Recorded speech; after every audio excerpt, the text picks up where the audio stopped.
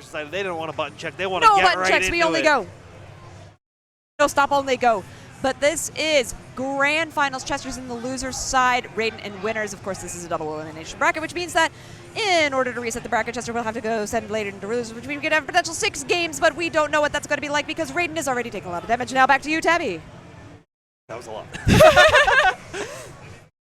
Yeah, this is going to be, obviously we talked about this before, right? Like Raiden is very much like, hey, I'm just going to zone you out, and I'm going to just keep this pressure going again and again and again. I just have to get these same 3 games over again. It's up to you to figure out how to beat this solution.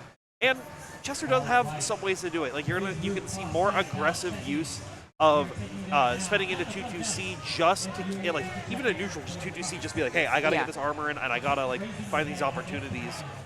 But with that, you lose out on damage, and potentially that means you need a whole extra hit or half hit. And that's always just a situation you don't want to be in. No, that is exactly correct. It's so funny. Like, we've been sitting at these health pools for a really long time. Of course, as soon as I say that, Raiden does get some damage in there. We have a backdash coming out of Chester, though. And now just charging, trying to get their moon drive back up. But Raiden's okay with this. That's common to be like, yeah, you can have your drive. I don't care. And the thing is, Chester got stuck in the recovery animation for that and got punished for it. Oh, great use of the grab right there, being able to get that extra damage, but missed the extension follow-up on it. So now, Raiden's playing very cautious, but you can't be cautious around these grabs. Oh my gosh, how does that work? What an interaction. That was really unexpected. And that is going to be the first game for Raiden.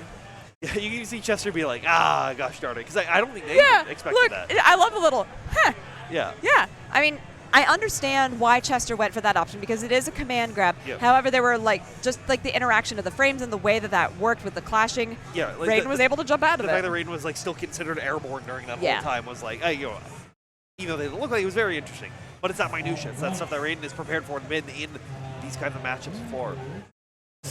Shield, BC cross up afterwards, and then the high-low coming out of Raiden, able to open up Chester once again.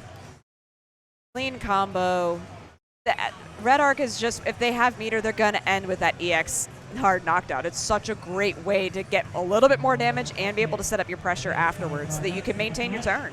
Just recharging once again. Great backdash out of the grab pressure, knowing that Chester likes to go for that right here. Oh, and a nice use of the shield right there. Going to be able to actually get the punish, follow up on it, and retake the corner. Oh my goodness. You were not blocking your toes, my friend. Raiden, every time I think, oh, Chester's got a little bit of a foothold in this, Raiden takes it away. And once again, right there, just walk up, grab. Raiden slowly dismantles your mentality. Yeah. And they're finding every option you want to do and giving you the exact counterplay at the exact right time. Raiden is a master at adjustments on the fly. Yeah. They're so practiced, and they're so willing to let you hang yourself. Even in that moment where they're staring at each other, I don't even think Raiden was down backing. They just looked and said, "What are you going to do, buddy? Yeah, this is my game." It's just being able to play very patient and be like, "Hey, I'm going to sit over here. I'm going to play very reactive." And then, because as soon as you see Chester commit to an option, that's when Raiden is coming, and that's when they're trying to stop. Woo! BCB counter though, and the immediate down back from Raiden though to get rid of this incoming pressure. We do have a throw afterwards. The EX activation on the shield. There was a brief shield in there from Raiden. Wow, the fadeaway ring. Moondrive out of there. God, Arc's air movement is so good. Yeah. Once again, not predicting where Raiden was going to be able to go. The heat is out for Raiden and then just walks up and starts this combo. Yeah, you've been seeing Raiden be very, very efficient with all this movement options. Because Chester's almost been limiting their movement options. They don't want to expend too many of their tools in the trade, but they need to find something right now. You're in grand finals. You don't have these games. That whiff, that was the end of the heat. That was the end of your meter. This is a big opportunity for Raiden to keep going. Moondrive went in for an air grab, and Raiden's air movement is supreme. Yeah, just the immediate recognition of that, seeing that neutral jump in the Moondrive and going, oh, they're going to grab. And then just immediately having the counterplay, immediately being ready for it. Jeez. Oh, you dead. Doing well, but Chester, going back to character select. Still. Colors. What are we gonna? Ooh. That's a classic. That's a classic. Yes. I like. I'm always a fan of the Ronald McDonald one as well, the yellow and red suit. You know what? Okay. I accept this. I accept this as part of my life now. But instead, Chester getting the costume change power up. We're in the third arc of the anime. We can see if they can get it. Oh my, these Moondrive counters are so huge. Speaking of counters, this is a big counter hit coming out from Raiden to open up the first round of this third game. Did tech in the air, but Raiden is so in control. Even there on the backdash was like, hit me, I freaking dare you. Now you're back in the corner. Now you're going to eat all of this damage. We do have 3 cuts of Magic Circuit, so of course we're going to end with the EX and the charge and the throw afterwards with the immediate follow-up. Are you going to get to play? It doesn't look like it, at least for this round right now. Raiden has just been doing very good with just like the basic strike throw, not even elevating into the high-low mix. Okay, there we go. Chester found an opening and is going to try to take advantage where they can. Once again! Oh my gosh, Raiden's confirms! It's like Chester's like they're very consistently trying to go for these like meaty grab setups, which I think versus a lot of people and a lot of characters is going to be very good. But Raiden is so willing to just use their options for movement. Sorry, the shield was really scary. I apologize for squeaking, but my God in heaven, that was really crazy. And then we get the low and the cross up immediately afterwards. This is going to be a big bit of damage and the corner advantageous position for Raiden. He is 1 round away from 3-0ing Chester. Once again, does Chester get an opportunity or not? All right, the next gap that comes up, you're going to see Chester heat. I can almost guarantee it. I can smell the blood in the water. Let's see if Raiden can try to figure it out as well. I think everybody smells the blood in the water at this point. My God! Chester now trying to bring that blood to be their opponents, but the moon dive into the C grab. Dunk. Oh my big. gosh, that Moondrive activation will allow them to shield, but then there was a drop afterwards. So Shield? unfortunate right there. Okay. Oh my gosh, the low. Chester getting around on board, showing them that they're not down without a fight. They can still try to make this comeback, not get 3-0'd yet again. Let's see what Raiden can do. Set out the underring, set out the delays, trying to get Chester to, bait something. But hey, you can see Chester is kind of committing to what Raiden wants. It's just, hey, you want to wait to react to me? I'm going to wait to react to you. Yeah. And after all of those waiting, was able to open up with, so they were able to open up with the overhead on an IAD, but Raiden did that, just the raw heat right there. It's not something that Raiden typically does, so I don't think it was expected. Yeah. Big punish on that whiff DP. You can see, Raiden doesn't even do a lot. They're only really cashing in the meter gain just to get the extra damage where they can. They're more than fine just looping these 2,800 damage combos again and again and again to just keep adding up into their favor.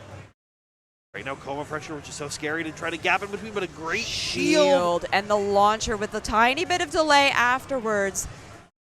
They're going to build up 1 bar of Magic Circuit right at the end of this.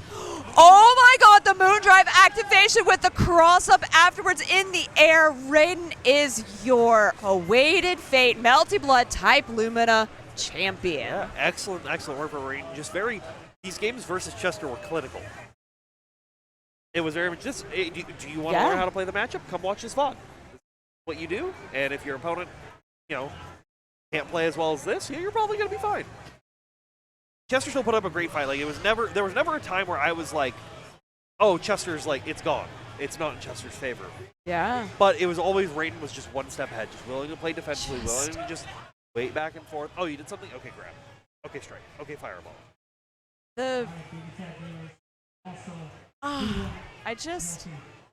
I've watched Raiden play in a lot of games, and in particular this one, for several years, and I just love watching them progress as a player and seeing how confident they've become. And I think it was really showcased there, the confidence, the cleanliness of their gameplay, and their ability to just close out when it was necessary. Yep. The clutch factor was at the maximum. They were never at a spot where I always felt like, oh, they had it right, but it dropped in their favor, or this weird thing happened. It was always just like, they're doing a thing, it's working to the exact game plan that they want to be doing. And I also want to say, too, though, that when something was dropped, because, there were things that didn't go in Raiden's favor, that it was still, okay, that was on me. I accept that. Now I have to find my recovery points and get back to where I was. And it never seemed like, oh no, I dropped it, what do I do? It was always, oh, I dropped it. Okay, now what? It was almost like that they had dropped it and they had practiced the drops. They were like, oh, I know Right. that I dropped this and I know that these are my options out of this situation. Exactly, and that's also another really great thing to practice as a fighting game player is so that when you're not in that offensive position, and you do see that at higher levels too, Oh, yeah. that when you're no longer on the offense, your defense is something that is not as well practiced, so it gets scrambly, it gets indecisive. You start trying to find your options and you don't know where they are or what they are. So for Raiden to just be so confident and clean with it, beautiful stuff. A masterclass craft of Melty Blood type Lumina. Congratulations once again to Raiden for winning Indeed. here at Awaited Fate, Memento Mori, here in Memento Riverside, Mori. California.